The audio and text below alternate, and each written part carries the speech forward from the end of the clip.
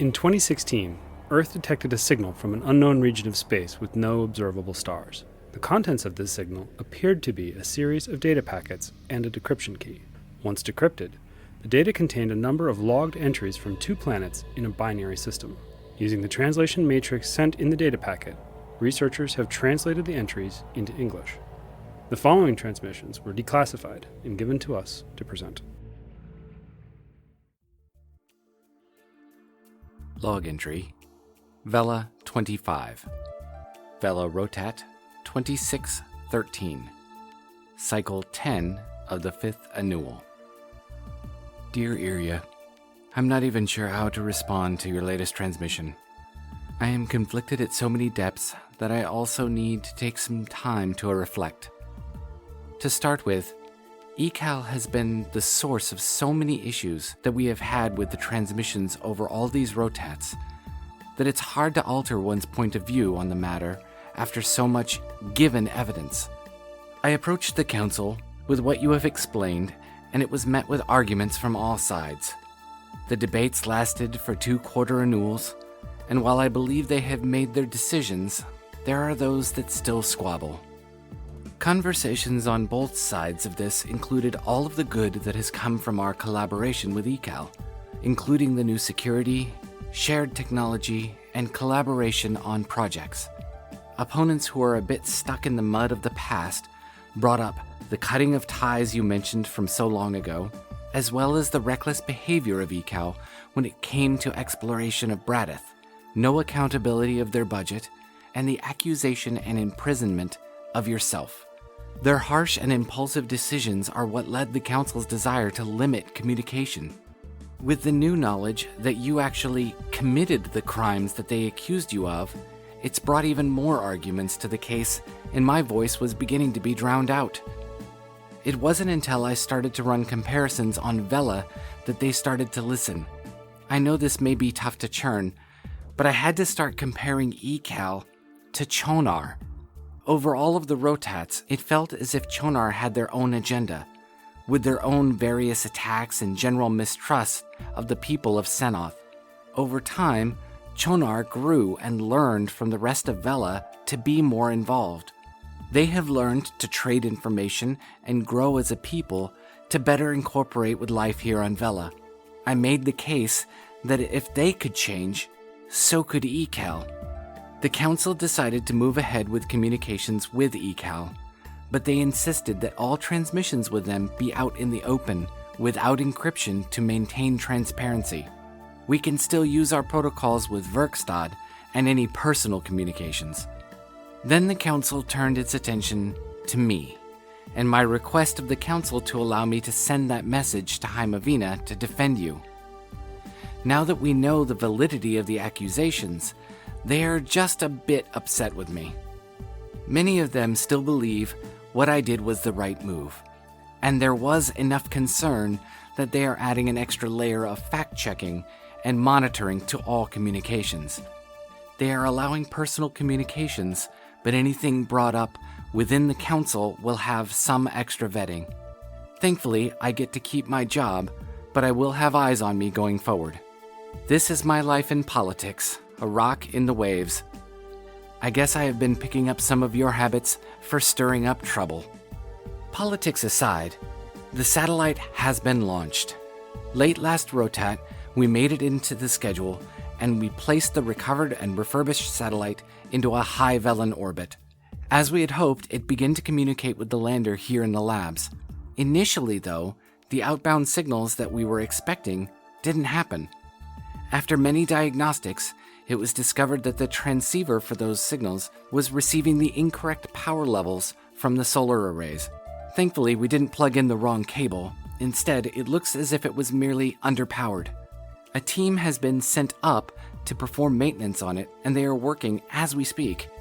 It looks like we didn't account for the difference in power standards for the older technology, and since many of the solar arrays had to be rebuilt using Velan standards, it wasn't enough to fully power the system. The team going up will be adding additional arrays as well as adjusting the resistance levels of the existing relays.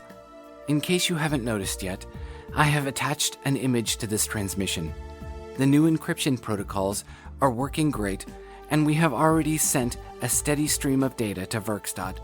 It's been tough to work out a common mode of operation between the two systems, but your new engineers are pretty talented. You were right to find the best and the brightest. If you remember, Ori had come to me a few rotats back with a picture she drew of Floki. She was playing in my office when she drew it, and she wanted me to send it to you back then. Since then, it's been sitting in a frame on my desk, waiting for the day that I could send it. Forgive the notes on the drawing. She used some of the paper on my desk that had some of my scribbles on it. If the image displays correctly, we can start sending some photos of Amai, Ori, and myself. May the snow be at your back and your path run downhill. Sorry, still working on my Yothian. Jisto.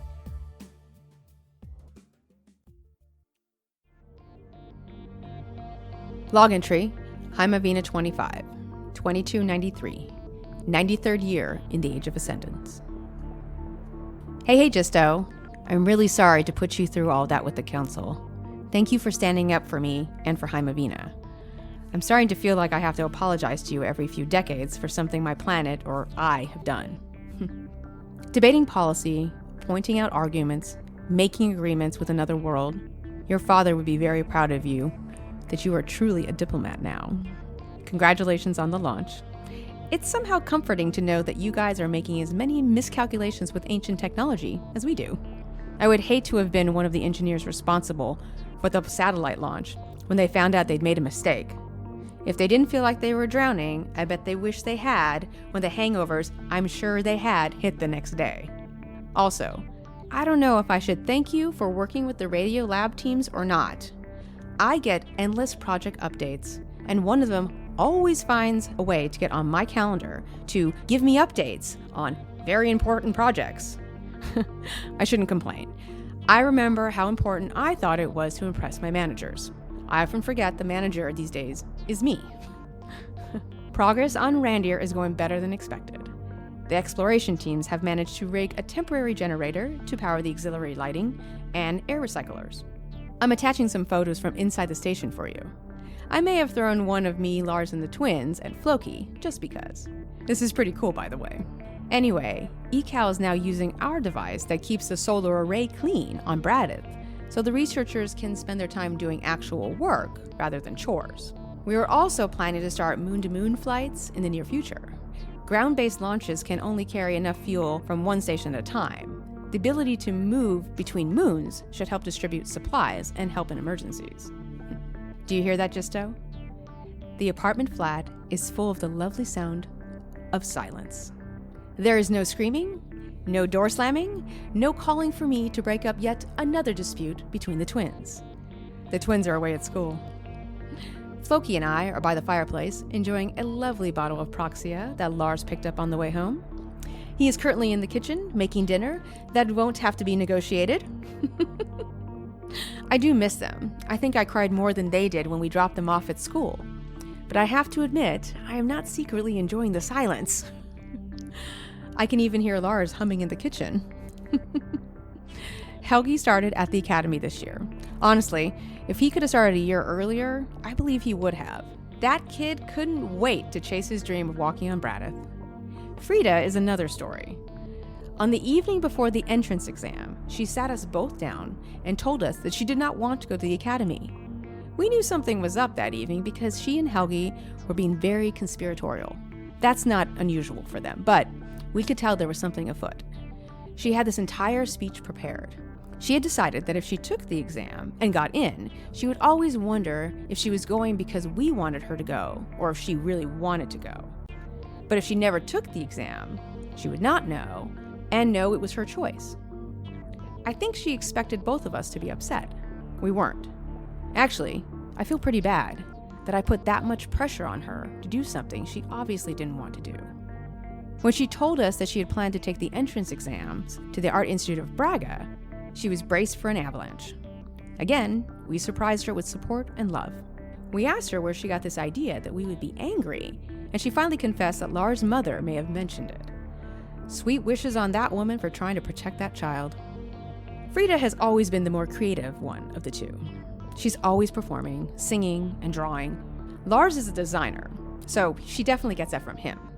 I can't draw a straight line with a hopdinga, but I am really proud of her for making such a mature decision at her age. There's an old thought here that older generations fought to survive.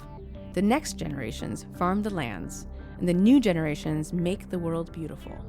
Frida wants to make the world beautiful. I would like to think that the oldest Noofs parks would appreciate that. We have spent so long trying to catch up to the past that maybe we really need to enjoy the beauty of the world we have. My real concern is how they will do apart from each other. I didn't grow up with a sibling, let alone a twin. The closest thing I have to a sibling is, well, you. But it's not like you are here, sharing electronic games and a bathroom with me. They have been together all their lives, practically joined by the claws. Well, when they aren't using them to scratch each other's eyes out. Lars mentioned that when his father died, his friends were very good to him, but he always wished he had someone that really understood what he was going through. Parents will always be parents, but a sibling will always be that unique person that has been brought up the way you were, the closest family you'll ever have, and a built-in best friend. I hope they know that. And from the data bill I get every month from their handsets, I think they do. Speaking of kids, I just got that image of Ori's drawing downloaded. I probably should have done that at work. Still faster than when the kids are playing on the network. Oh my gosh, that is so sweet. Tell Ori thank you for the drawing. It looks just like Floki. I do have a question about something I'm looking at though. It doesn't look like Ori's work. There's a rough sketch of what looks like a person shooting a bogey in the air. It's making the hair on the back of my neck stand up. Jisto, look at the second image from Randir that I attached. There is a clear picture of the seal of the ancient Jaimavina Aerospace Exploration Agency. It eerily looks like that sketch. Where did you get this? I haven't had this feeling since Luna and I were trapped in the storm all those years ago on the mountain. Right back soon, Irja.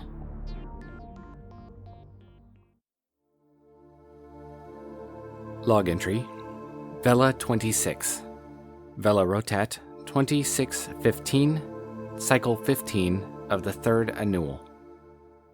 Hey sis, there's no need for you to apologize for what you have been doing. We both have our faults, and you stood up for your convictions, just as you have always done. That is to be praised and not to be ashamed of. The work on the council has been draining lately, and the confrontation from last week was a lot more taxing than I had anticipated. Every cycle I do this work, it makes me respect that my father went through so much more than I did when I was younger. I do feel that he would be proud of what I'm doing, but I also imagine that he would have advised me to stick to my signals and avoid politics because of what he had to endure. Don't beat up your Radiolab folks too much. They really have been great to work with, and they have some inspiring ideas that we hadn't thought of. The work they do when it comes to creating smaller integrated circuits and cooling is amazing. Since we don't have as much experience with colder temperatures here, the information on reverse thermal expansion has helped us a lot with some of our growing technical fields. You can phrase that how you like to them if you don't want them to puff up too much. They are fun mana to talk to. Glad to hear you are making great strokes with Randir. I am sure that being able to send transports between the bases would be a huge help. The reusable craft that the VSA created has been a great help in getting materials to and from the surface, so going from Randir to Bradith for people and supplies had to be a relief. How are they handling the fuel situation there? Are there resources on the moons that can be converted? Sorry, the scientist in me is always looking for the in-depth questions to ask. Feel free to ignore that if it's proprietary information. I am sure that the twins are doing exceedingly well in their classes, and they probably miss you just as much as you miss them. The photo of your school is exactly how we imagined you to look. I can even see a hint of the fleta that you described. I'm sending some of Amai and Ori and I, and an old one of Father just before he got sick. We are so proud of Frida for wanting to make her world a more beautiful place. We have a few art institutions here, and we have taken Ori to some of the performances they do, just to broaden her views. Now when we go, I can make sure that she knows that her Mana sister is doing the same sort of work on Jaimavina. I know it was probably tough for her to stand up to you and Lars, to do what she wanted to do. I wonder where she got that sort of inspiration. Ori has started her classes as well, but they are close to home, so she has stayed with us while she attends. Thankfully, she is fairly quiet at home, so that isn't as much of a concern. But I'm sure that if she were not here, we would notice. She does visit with her school brothers and sisters from time to time, but as they grow up and become involved with their own lives, they see each other less and less. I have heard that there is talk of tapering down the intern program I was involved in with the radio towers across Seanoth. Much of the work now is automated, and they just don't need the interns as much anymore. Many of the kids involved have turned to programming the systems remotely and working on some of the greater infrastructure. So there is a chance that she may not be traveling for that as I did when I was younger. Times are indeed changing, my friend. She is also very happy that you enjoyed the picture she drew, although she is a little embarrassed about it since she drew it so long ago. Despite that, she has bragged to many of her friends how she is now a galaxy-renowned artist. She asked if you had any of Frida's artwork that you could send. I think she wants to show off at class even more. Oh, Irja, I have been trying to distract myself with other news in this message because the next few bits have been swirling my head for the last rotat. I almost sent you 10 different messages before yours came in because all of us here are awash with excitement and anxiety. The satellite has been repaired. It was fixed shortly after I sent my last message, and as soon as it was operational, it began broadcasting out, away from Vela. It pulled all of the data from the lander and sent it out, straight to Jaimavina. This is so confusing. That lander is over 2,500 rotats old. The satellite crashed into Vela over 500 rotats ago. Your modern society only started venturing out into space within the last 50 rotats. I've gone over the math over and over again, and it only leads me to more questions. Could this have been your ancient mana that you have spoken about? Could they have known about Vela? We know that they went to your 2 moons, and that you have a huge library you are investigating. What if they also reached out to us? What would they want? At that time, we were such a young race. And now you send me these images of Randir that have this logo in them. The same logo that was printed on the side of the satellite. The text under the logo and the signs in the photos match up with characters in our older texts from early research on the lander from thousands of rotats ago. Ori drew that picture of Floki on some old scraps of paper on my desk where I had been doodling the logo. It's kind of stuck with me all this time. I'm not sure why. I ended up scribbling it on different scraps, trying to figure it out in the back of my mind. I don't even know what to do. I haven't shown anyone else the photos you have sent yet. I'm just not sure how anyone here will handle this information. Have you shown the sketch to anyone there? Does anyone have any theories? I know that it won't be long before someone sees them and will piece it together. Thankfully, it was almost 20 rotats since we pulled that satellite out and documented all of the writings, so I'm not sure if it's fresh on anyone's mind. The council has been going crazy over the information about the signals, asking if Jaimavina has been lying to us this whole time and if they are spying on us. Some have even started asking if this was some form of an attack. Thankfully, cooler heads have prevailed, and we are assuring them that all of the equipment is scientific. When they see these images, I fear a storm. It's only made worse by the fact that it is going to be 2 rotats before we may even know any of these answers, if there are any. I'm not even sure the waves can guide us on this one, my friend. Your brother, Jisto.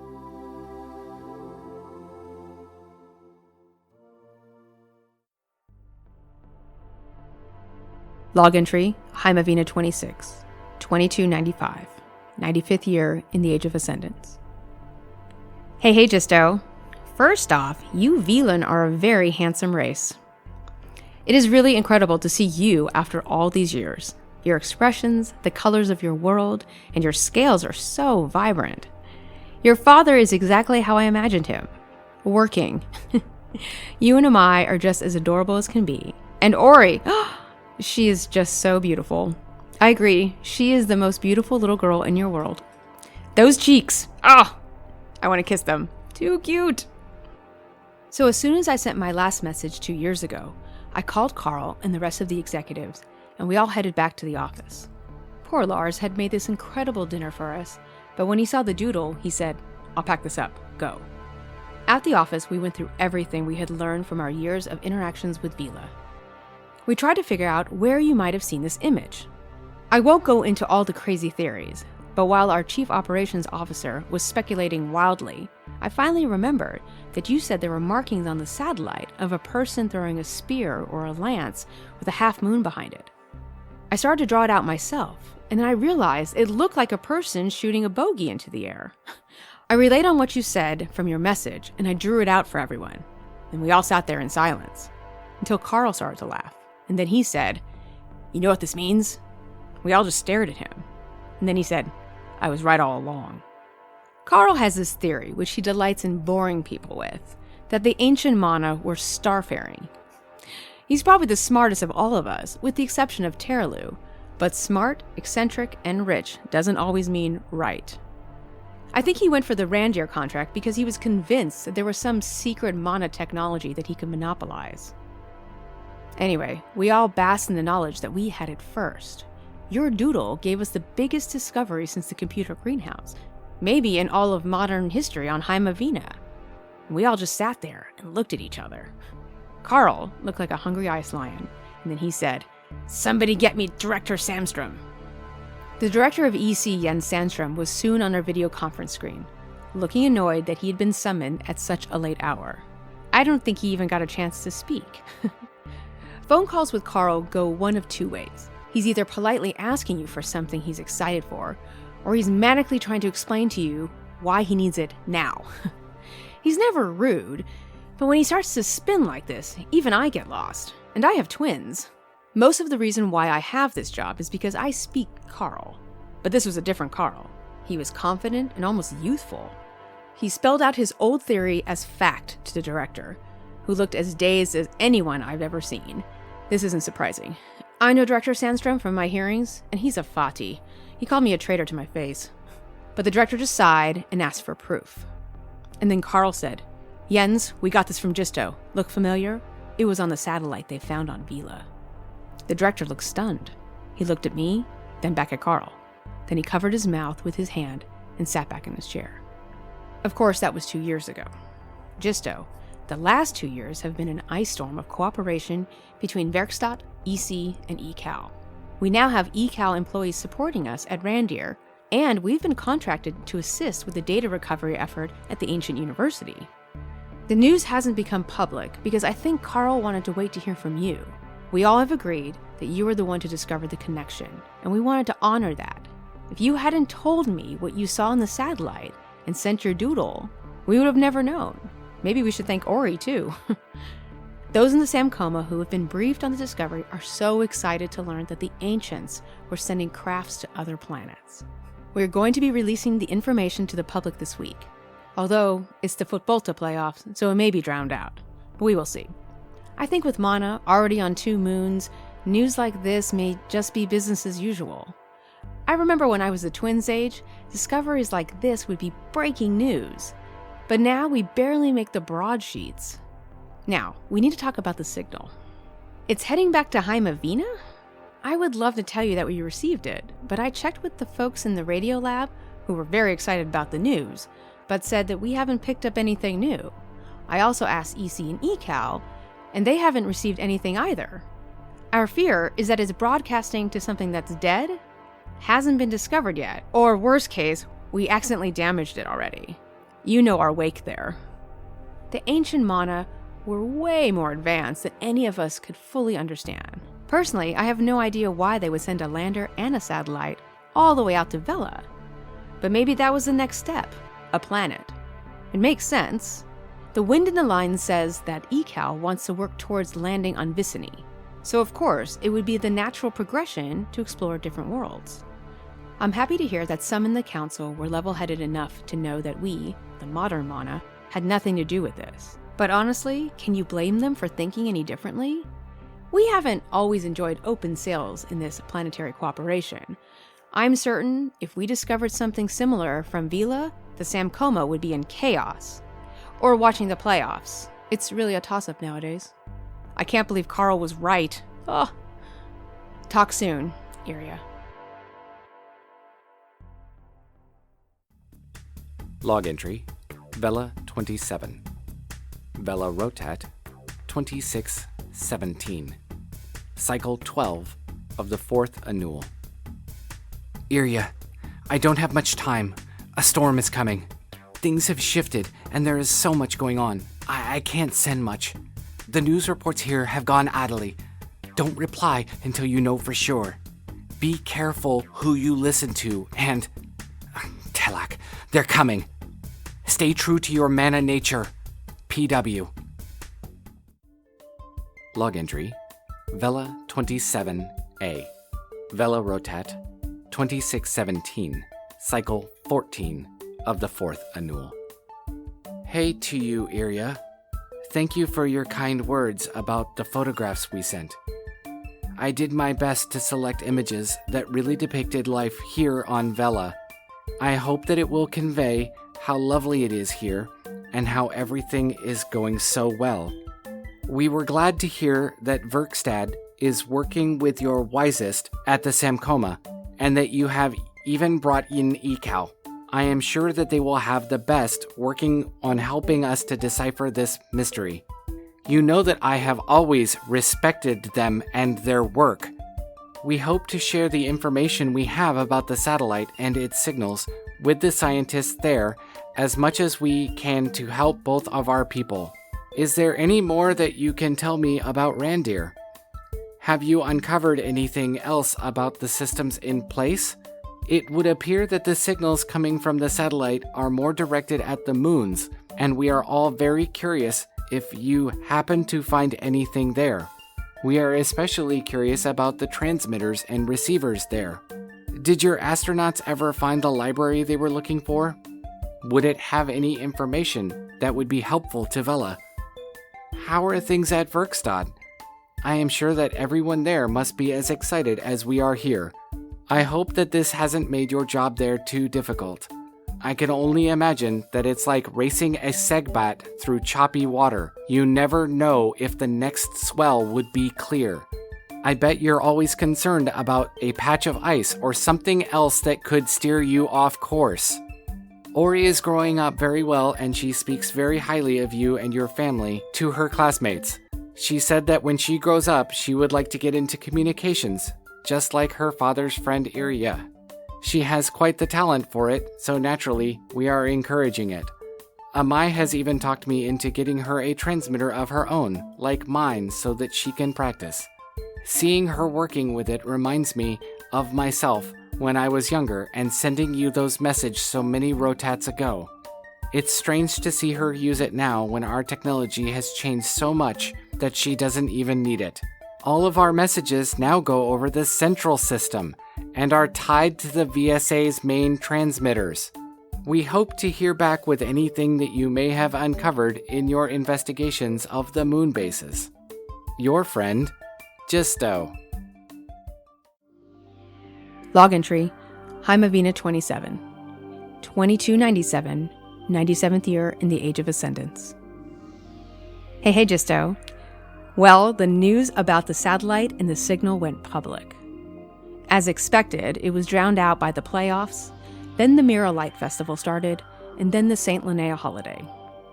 The story made the closing segment on just one of the nightly newscasts. In fact, it was my old time slot on JCN, but Eric didn't even do the piece.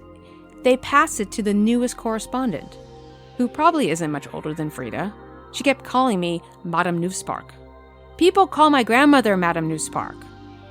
I was loaded with a bogey and ready to give them a lot of data, but they practically cut me off to get to the weather forecast. The Samcoma managed to focus on the news of your discovery for about a day. Then they went into recess for the holidays. When they convened, it was time to discuss the yearly budget bill. And that was pretty much it. The committees who work with the EC are still interested, of course, but the Samcoma in general has moved on. Can you imagine it? News coming from Vila has become routine? Messages from aliens are routine? I'm always shocked when I hear a Yothian voice that opinion, because what we're doing has been such a large portion of my world. My life has existed in a kind of space bubble, I guess. What with knowing you, going to the academy, and joining Werkstatt. If you speak to the average Yothian, you'll get a different opinion. Most think it's neat, but invariably say something like, well, we already went up there, so there's really no need to go back. Or, seems like a lot of money that could go towards fixing roads. The news doesn't even show the launches. We video shot a tour of Randier Station, and none of the news networks would carry it. It's amazing to me, Jisto, that technology can make our worlds both bigger and smaller at the same time. The proliferation of handsets, personal desks, and computers, and the networks that support them have resulted in an explosion of new programs, each more pointless than the last. At the same time, we're sharing more, but people are also buried in their handsets. I watched someone almost get hit on the street the other day. When I asked them if they were okay and what they were doing, they said they were hunting ice lions. Apparently, it's a game. Maybe they're right. Maybe it doesn't matter. The population is enjoying their lives and focusing on their small worlds. Would you believe that there are even Mana who claim that EC faked the landings and that our communication with Vila is just a government conspiracy? I'm sure some even think that the world is flat. Maybe I should warn Lars. I can't have him sailing off the edge. Who would make me dinner? Lars puts up with my obsession and is really my reality check when I go down this mountain.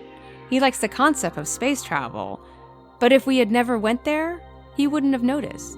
He tells me what's important is right here, and then he opens his arms. Maybe small worlds aren't so bad after all. Anyway, back to the signal. It is still not being picked up on any of the moons. Are you sure your team calibrated the antennas correctly? Do you know what frequency it's broadcasting on? You know, my radio lab team would be ready to assist, but they're tied up doing some system upgrade, much like your overhaul a few rotats ago. I'm told we might go offline for a short period of time at some point, but I'm told it won't be very long. It makes me laugh that you think I can answer any of those technical questions, when you know I'm just a sea slug when it comes to stuff like that. And besides, even if I could, it's proprietary. You know that. Oh, this is unexpected. Your biggest fan is literally standing in my office doorway. Hey, Carl. What? I'm sending a message to Jisto. Do you want to come say hey? He's shy. Come over here. Talk to your idol, you Fiska. Jisto, I swear he is dying to talk to you. Did you know that his fan club made shirts? No? Okay. Sorry, Jisto. Apparently he's not in the mood, I guess. Apparently I have to go. I hate breaking this off like this. Send my love to Amai and Ori. Irja. You've been listening to an episode of Binary Saga. The part of Jisto has been read by Steve Petrocelli. Irja is read by Vanessa Shannon Anderson. Music by Eric Mateus and soundimage.org. For more information, visit binarysaga.com.